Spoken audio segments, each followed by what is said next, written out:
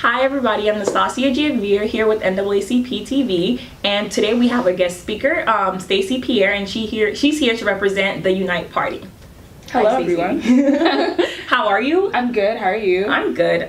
So tell us a little bit about your background. Okay, so like mentioned, my name is Stacey Pierre. I was originally born in Miami, Florida, but I was raised in Miramar, Florida. I am the daughter of two Haitian immigrants, and growing up, I would say I came from really humble beginnings. So like I mentioned before, my parents are two Haitian immigrants, so they always instilled the sense of hard work and dedication when I was growing up. I didn't really necessarily think I was going to get to college, because the whole point of me doing well in middle school and high school was just to do well for my parents, and make sure that I'm not disappointing them because they're Haitian. So education is a very very big thing. Come home with A's, straight A's, and that's it. Exactly. So the last year of high school, someone from the care department came to my high school, and he was actually on the male version of the step team, and I was on the women's version of the step team. And he came and he talked about care and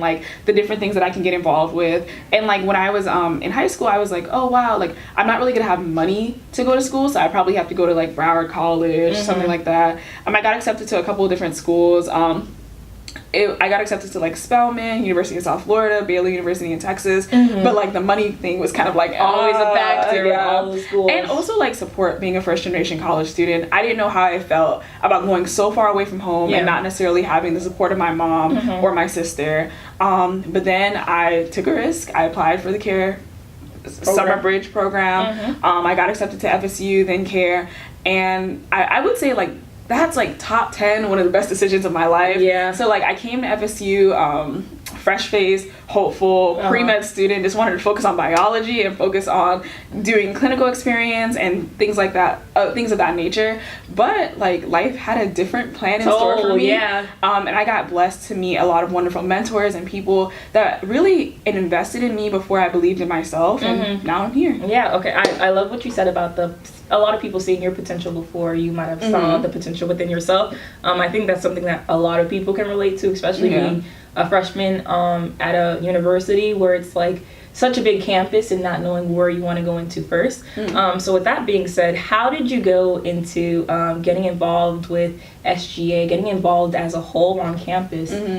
So I always tell people that I didn't necessarily go to my involvement. I was just a genuine person and who I was, and opportunities came to me. So I remember my care summer, all the care ambassadors who are the leaders that help guide you through the summer and help mentor you, all of them were super involved in their different ways. So I think the first thing that someone told me about was a service leadership seminar. I really like service. Growing up, I volunteered hours and hours at the library. So I was okay, this is a perfect program. So I applied to that and I got in, and I was okay, cool.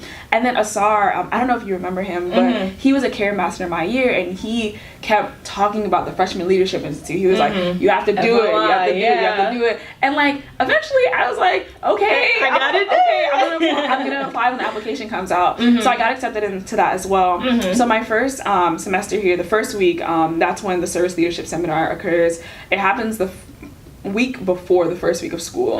So I did that. That week gap. That week gap. So my mom was kind of stressed because she's so you don't want to come home. What are you doing? You just started. And I was Mom, I gotta hit the ground running. So I did that, and through that, they gave me the opportunity to apply for the Service Scholar program. So the Service Scholar program is almost like the Service Leadership Seminar, but an extended version, right? So it's a 4-year service learning opportunity where your first year they take you around and they help you explore different areas of service. Your second year you get a little more focus, and your third and fourth year you're kind of honing in on the service area that you want to focus on. So I was okay, this is perfect. Another community of people, I have care now I have service scholars. And then my freshman year as well, I also did Freshman Leadership Institute, and I think that was a really good thing for me, not necessarily just involvement wise, but to up my confidence, because as I mentioned before, as a first generation college student, you're often very unsure of everything, you know? So a lot of people in your life are telling you you have to do well,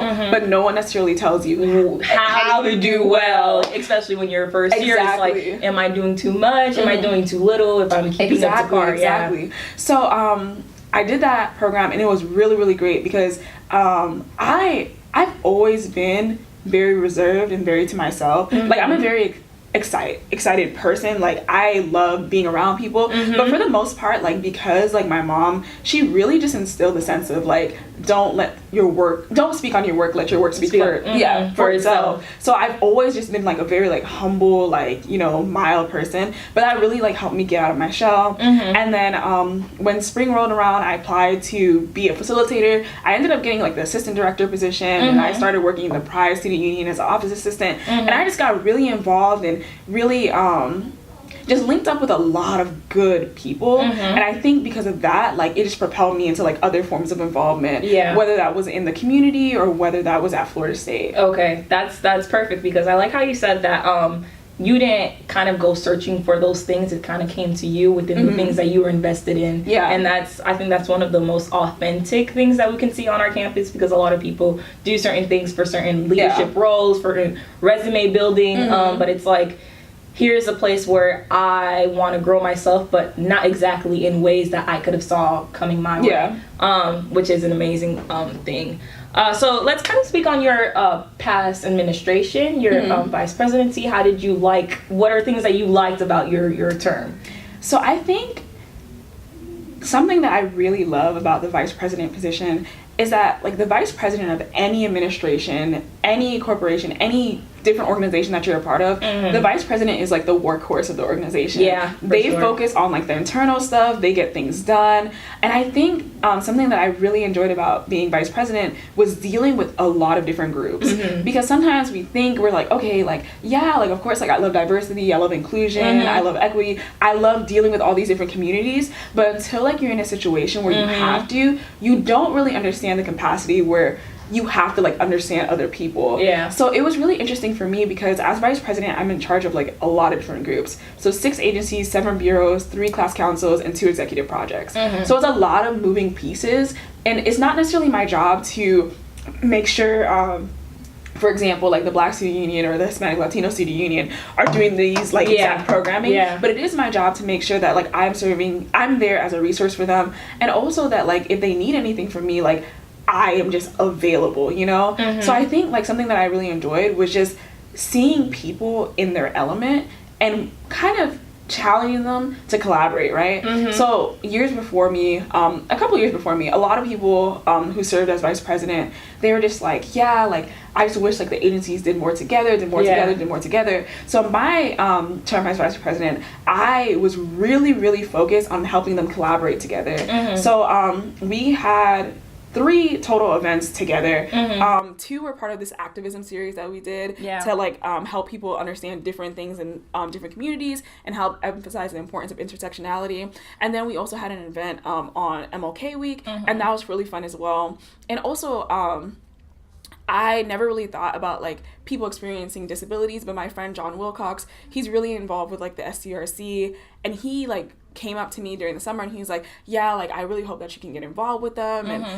And not saying that I didn't necessarily think it was important, but it just never crossed my mind. Something that crosses your mind. So we were able to bring like a past American Idol like singer to the College of Medicine, which was great because I love being at the College of Medicine, to just perform and talk to other students with disabilities, right? Because a lot of times, like, it's not necessarily like if someone can do something, it's sometimes like people have to see themselves in places, right? Exactly. So like once they see someone like, oh, like you have a disability, so you understand, right? You might not necessarily know my experience, you might not know like all the nitty gritty details, but you understand. And that was like a very beautiful thing. And I think overall, just being that person that like people can depend on, like oftentimes they call like the vice president like the people's president. And that direct correlation with the different groups. And I can't say like that. I can say honestly that is so true. Because whereas like people are a little more hesitant to like talk to the president because they're like, oh, he's working on things with like administrators, he's doing this and that, like lobbying this and that. With a vice president, like my door is literally always open. If you see my board on my wall, like people just write on it all the time, and it's just a nice position to like just care about a lot of different people. I definitely want to touch on how you spoke on, you were kind of like basically a resource for those agencies. So how when going about kind of like when agencies want certain things or they're trying to do certain things within themselves, what governing system do you use to help them kind of fulfill the things that they want to get out of SGA? Yeah. So one of the biggest things that I focus on in my style of leadership is communication, right? Like, if you know me, like, if I have to talk to you, I will call you, I will text you, I will email you, I will show up where you are because I know where you are. So last semester, we had weekly agency meetings. So, like, all the agency directors of, like, the 6 different agencies, we would just meet up weekly, right? So oftentimes, like, that was the biggest thing for me being a resource, just getting in the same space, right? Yeah. So I remember, like, for, like, the Black Student Union, like, they needed, like, a fog machine, and, like, the Asian American Student Union, like, the director was like, oh, we have a fog machine.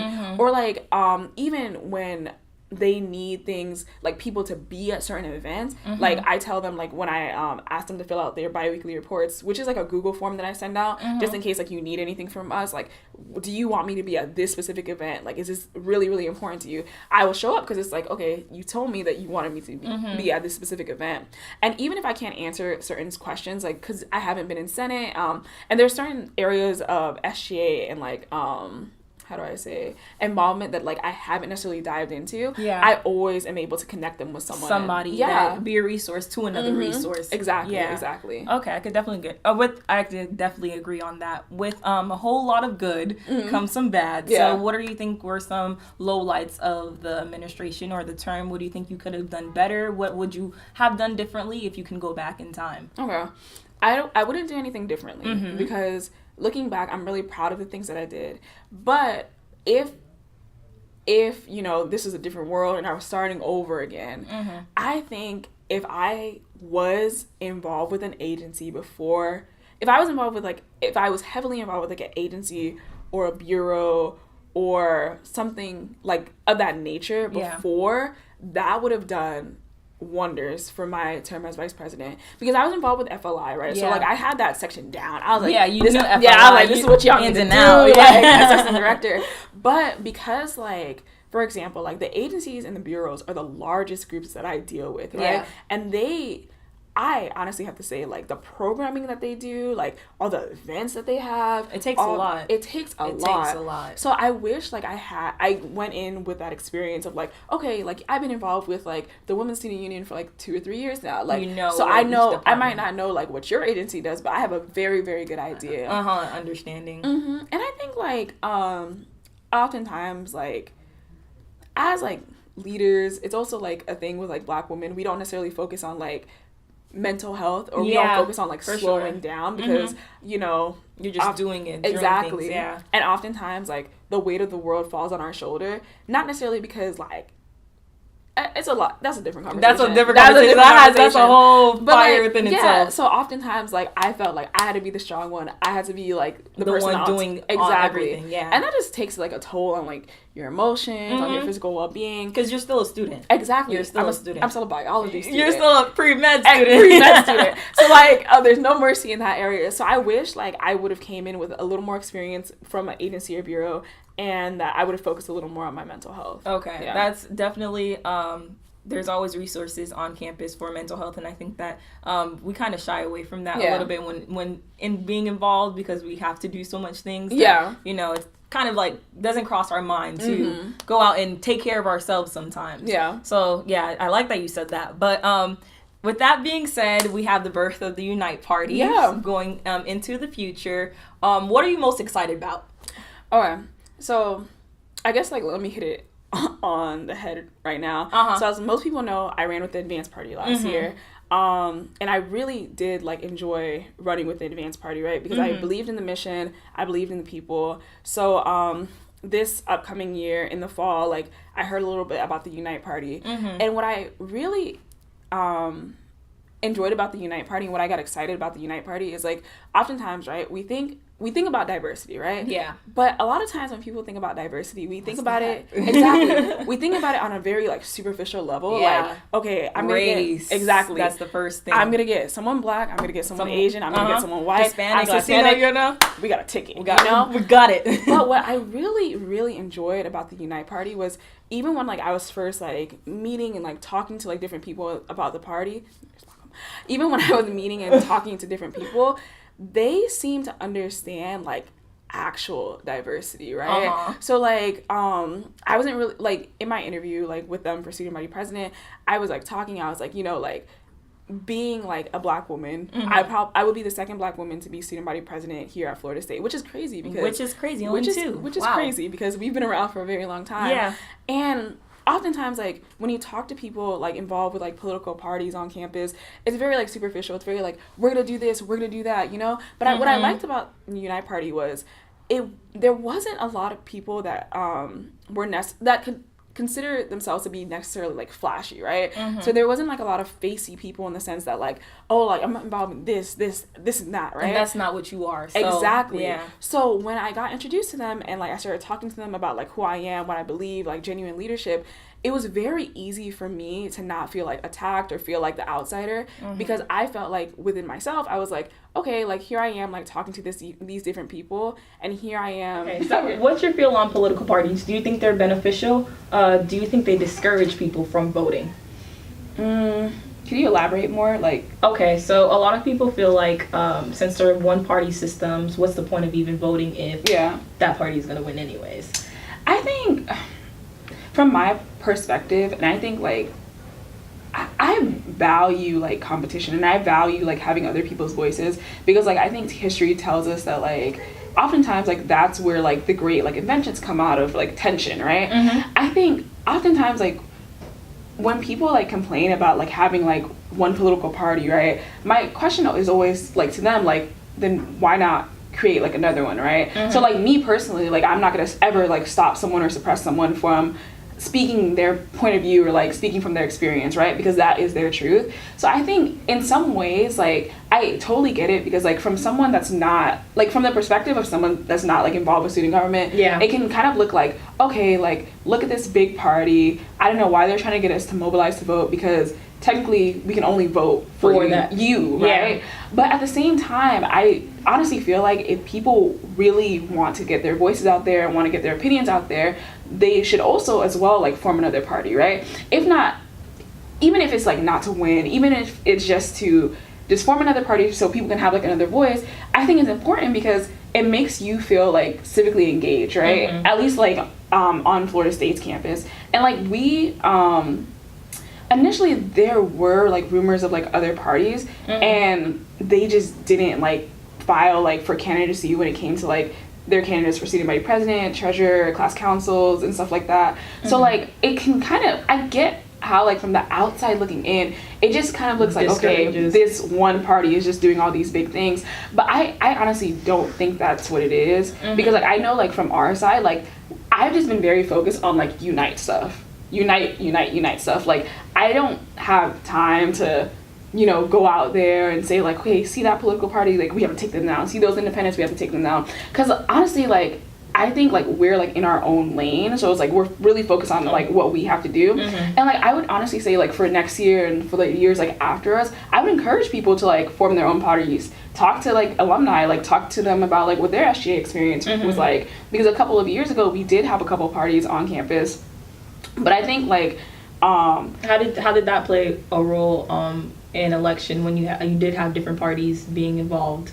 So I remember my freshman year, like, from my freshman year, I wasn't that involved with, like, SGA elections, but it was Advance versus Vitality, and that was a very interesting election because there was like just a lot of tensions. So I think it was good in the sense where competition, like, fueled people to do better, but I think oftentimes in elections, we don't try to invite the people who lost back into, like, the system, right? So, like, you know, like, even, like, sometimes, like, with the Black Student Union, like, you have two groups that run, and then one group, like, loses, and it feels like they're being ostracized from the community, and that should never be the case, right? So, like, I truly believe that, like, if, like, we would have taken steps to say, like, okay, like, I know that, like, you lost, and I know that, like, we were on opposing teams, and, like, for this moment, like, we were really tense, but I do really value you, and I appreciate your ideas.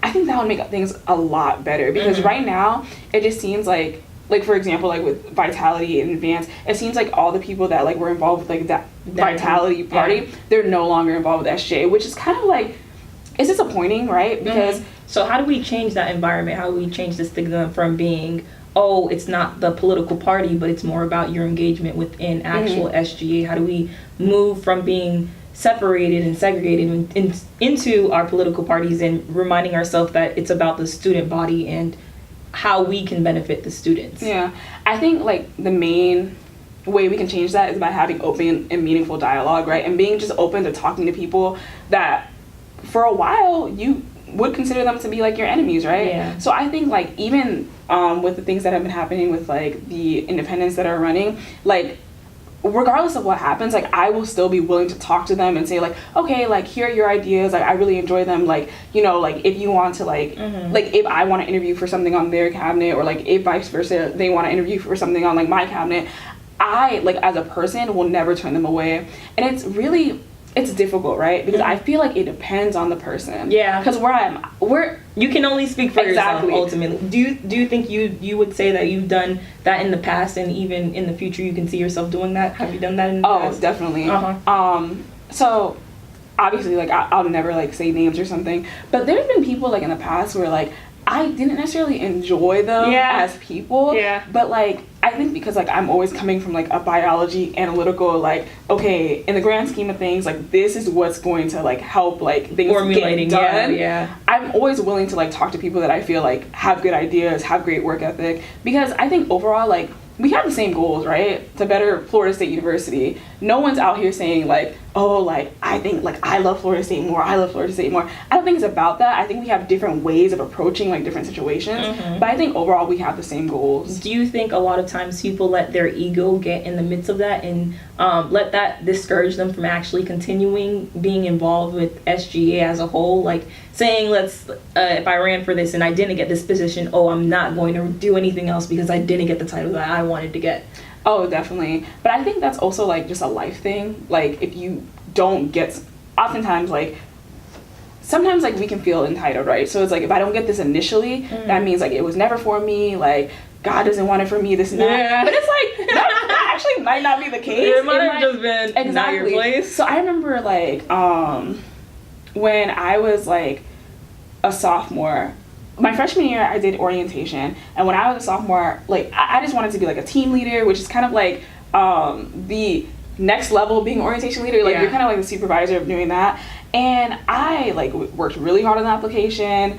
I did all my stuff. I created like a scrapbook with a planner. Like I was went all out, right? Yeah. But then I didn't get it, right? So yeah, I didn't get it, and like it was really, really hard for me. Like people that know me, I never feel like I deserve anything, but I was just really, really, really sad. And for a while, I was like, dang, maybe involvement's not for me. Like, maybe like I shouldn't be doing anything. Maybe I just need to sit down, you know? And then like slowly, like you get humbled because you're just not gonna get everything that you want in life. Yeah. And I think like that was a good thing for me to put everything in perspective, like with my like ego and like the way that I felt about things, because like the way that I thought about it, I was like, okay, if it was supposed to be for me, I would have got it, right? If it was supposed to be for me, like that would have been the path that I was set on. And like although I was sad at the time, like I think it was a really, really great experience, because like it helped me, like first of all, like it helped me become a little more humble and say like, okay, like even if you are like, even if you think that you deserve something, like you might not necessarily deserve it. And it helped me like just it kind of like forced me to like look at other avenues, right? Yeah. So it's like I was so focused on this one thing that I didn't see a world of opportunities. So I think oftentimes, like, you know, when people lose like SGA elections or like just elections for anything, they're just like a little reluctant to go back because their ego's bruised, right? But like once they get connected to the right people and they get to say like, okay, like you might not have necessarily gotten that because you were better for this position. And I think like over time, like people like just get over it, you know? I think so with that being said, you have a lot of experience in different places on campus. How do you think that your experience is going to help you in your term coming up if you do get the position you're running for? I think it's really interesting because it doesn't necessarily happen often where like the vice president like transitions like to the president position, because oftentimes like those roles are like capstone positions for like seniors, right? So I think me specifically being involved with like SGA at the capacity that I was involved this year is going to help me tremendously, because like we know there's certain things where it's like on paper, it says, okay, like you're going to be like the president of this organization. This is what you have to do. You have to go to meetings. You have to go talk to people. You have to program. You have this and that. But there's a lot of little things that you don't know until like you're in the position. Yeah. So not necessarily saying that like I was like in the president position this year, but like there's just a lot of things that like I've learned from experience, and like I just watched like Kyle, who's our current student body president, do now, that I just know like, okay, maybe like I shouldn't like program this on this day. Maybe like this event does need to be indoors because it's gonna rain outside. Maybe this things like that. And I think also because my running mates are coming in with a lot of experience. So I mentioned before how like I wish going into the vice president position I would have had a little more involvement with like an agency or bureau, just like for the sole purpose of like just programming, right? Yeah. Like I never like throughout my FSU experience, like I had programmed a couple of events, but never like to the level where I had to program this past year. But Brandon, like he currently serves as like the master coordinator for like the Black Student Union. So him like integrating into like that position, it's going to be way smoother than me integrating into that position, because like not only would he have me, but he would have the experience from an agency. Yeah. And Omar as well, like serving in Senate, being the budget chair, he already has experience with that. So I think like not just like it won't just be like not necessarily like a simpler time for me, but I'll know better like how to cope with like different situations. You're wiser now. Exactly, wiser. So how do you feel that your the Unite Party will bring in kind of things that they have from the past to better, you guys are honing in on the students and kind of bring the students into light instead of just doing things and bring it to the students? Okay, so I think the most important thing that like I've been doing, and like Brandon, Omar, like and our candidates for like senior class council has been doing, has just been like meeting with people and talking and seeing like what you want, because like it's been a very interesting experience for me, because I had to reach out to communities that I never really like engage with, talk to very much, because you know I guess like there was like never a need. But it's been really interesting because like even when talking to people, like I've had meetings with like the IFC president, Pan-Hellenic president, MGC president, and like different people from like different communities. So it's interesting because every person has a different perspective, even when it's on the same thing, right? So like, you know, for a lot of the people in the Greek community, their biggest issue right now is Greek life. For a lot of people in like academic spaces, their biggest issue is like, okay, getting more study days for FSU. From a lot of people in like the service-oriented community, it's engaging people in the Tallahassee community. And I think like because I have been placed in so many diverse areas, even like when forming like our cabinet or like talking to people about like what we should do next, it'll be easier for us to reach out into like all different communities and form like an actual group that's not diverse based on identity necessarily, but also diverse based on like their complexity of thought and how they view certain situations, because I think that's important as well. I think I like that you mentioned that there's different agencies have different things going on, and they have different complexities within themselves. I think a lot of times it's important to remember that it's complex, so everything can't be fixed at once. So with that being said, what are some things that you guys know you want to hone in on in terms of helping different agencies out? For example, Black Student Union, how a lot of times we have political parties that aren't really political parties doing something to help actually the agency itself. How do you guys feel like you guys can help change our atmosphere on this campus and get the students more involved and not just leaders that are in positions and aren't really fulfilling certain roles? I think the first thing is going to be genuine leadership by leading by example, right? So like I've never mentioned that before. I'm never gonna ask someone to do something that I feel like I personally can't do myself. So like people that know me know that like I'm not very facey. I'm pretty like, let's get this work done and then like let's celebrate later. So like I hope like when it comes to like the next generation of student leaders, they can see that and see how important it is. And I also think like when it comes to like the next generation of like student leaders that are going to acquire positions in different agencies or bureaus, I think mentorship is very important, right? But I think something that I'm really, really grateful for, it's kind of like all the mentors that I've acquired in college, it's just been very, very natural, right? So it hasn't been like, okay, like I see you, I want your position, so I'm gonna ask you to mentor me. It's just been like, oh, like, hey, like we're at an event together, let's talk. And now like I might not call you my mentor, but like we're talking, I'm asking you for advice, this and that. And I think next year the Black Student Union is going to have a very interesting role because as most people know, like our union is about to go under construction, right? Yeah. So what does programming look for all these different agencies that have like so many events a semester? It's going to look very, very different because as a union is being broken down, I believe we're only going to have like the union ballrooms and more auditorium. So it's going to be interesting talking to the next president of the Black Student Union or president of any organization that has a space on campus, because it's going to look more like, who knows, like we might have to host like a Pride Student Union event or a Women's Student Union event at the Black Student Union. Yeah. Because that working is like together exactly. with other agencies, yeah. So I think it's going to be really fun and interesting talking to like different directors and presidents, because they're going to have a different experience. It's not going to be as simple as, okay, like this date came, like let's book all these rooms, right? It's going to be like, like now like we went from having 40 spaces to like 5. Yeah. So how creative are we going to have to be together to like deal with those different issues? I think another big issue is a lot of people feel discouraged to get involved, to go after certain leadership positions, just because of the fact of the stigma between leadership roles and it having a very good direct correlation with Greek life and different things like that. What would you say to students who have that certain mindset?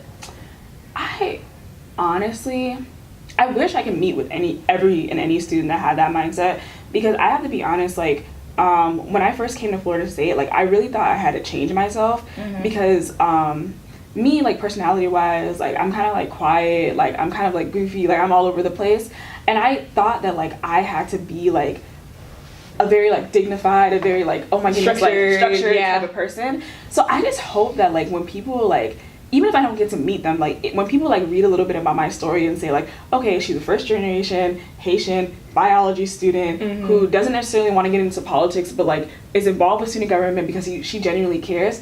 I hope that helps them see that like you don't have to be in Greek life, or you don't have to be involved with these certain things, or you don't have to finesse your way or finagle your way through the system. You can be like a genuine person and still get what you want, you know? Because like I mentioned before, like people will notice you, right? So like I just truly feel like if you're a genuine and good person, like opportunities are going to come to you.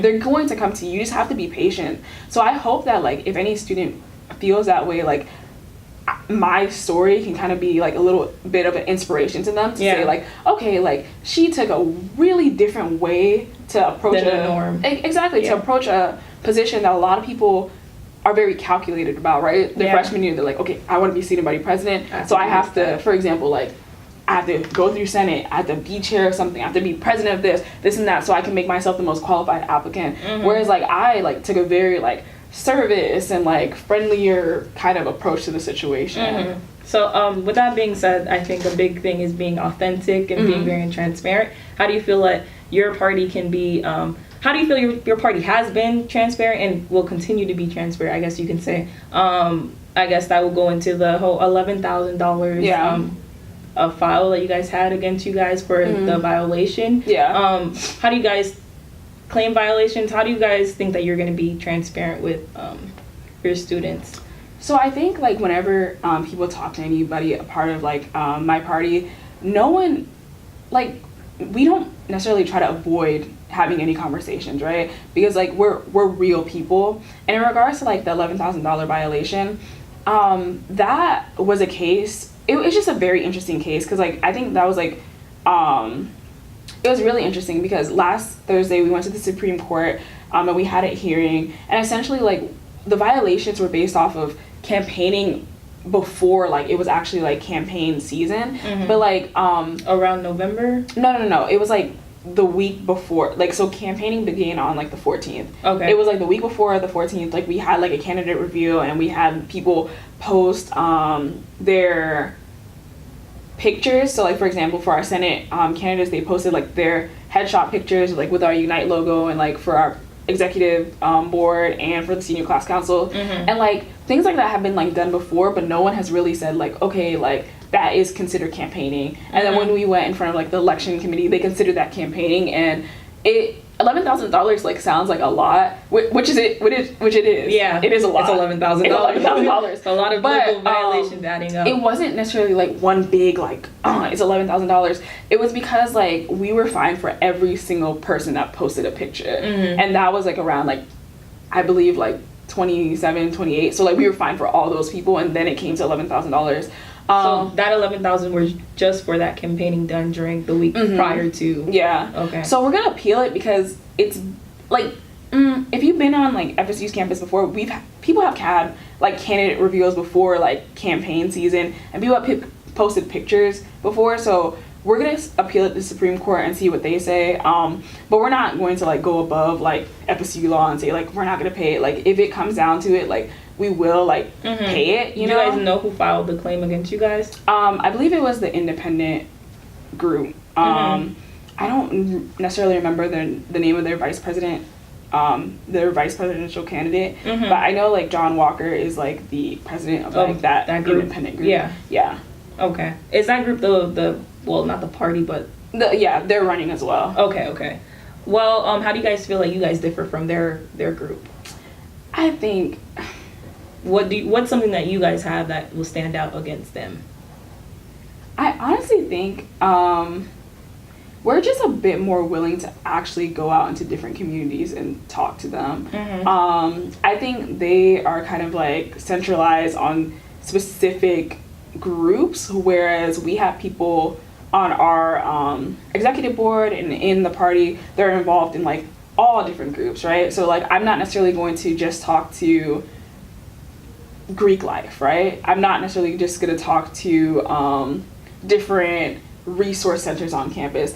I'm going to try my best to talk to as many people as possible, and if I can't talk to them, delegate that task like other people on the executive board. And I think when it comes to like just being like open and like genuine, like I think people feel like they can approach like me or like Brandon or Omar or anyone a part of our executive board a little more freely, just because we don't we don't necessarily try to shy away from anything. So like for example, right, so like even at like the candidate reveal, people are like, yeah, like are you excited? I'm like, yes, I'm so excited, but I have a biochemistry exam tomorrow. So I think because like we're kind of like raw and authentic, and we don't necessarily allow people to believe that like we're perfect. We let them know like, okay, we are also students as well, and don't necessarily put us on this pedestal, because we don't want to be on a pedestal necessarily, right? We want to be like on a platform to lift other people up. So I think in my opinion, that's the difference between us and them. So what's one thing that you want to let our audience take away from this interview that we had? Do I look at the camera? You look at the camera or you look at me? I'm not I'm not looking. Let's see. What do I want the audience to know? I feel like we've had such a great conversation. I know. Anything. Like one key thing. If you didn't listen to anything, this is what you have to know. Okay. So I think I just want the audience to know, like, even if we...